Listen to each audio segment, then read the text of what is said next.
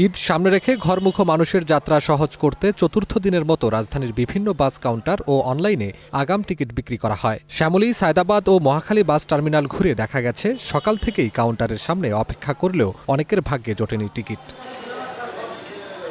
শেষ মুহূর্তের ভোগান্তি এড়াতে আগেভাগেই টিকিট সংগ্রহ করার কথা জানান যাত্রীরা। কিছু কাউন্টারে সহজেই টিকিট মিললেও বেশ কিছু কাউন্টারে এর উল্টো চিত্র। বিক্রি শুরু হতে না হতেই উধাও সব টিকিট।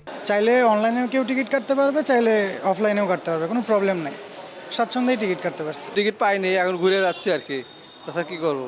না, ওই 19 তারিখের টিকিট চাচ্ছিলাম আমরা সকালের দিকে। ওনারা বললো লাস্ট লাইনে টিকিট আছে, এমনি এর আগে কোনো টিকিট নাই।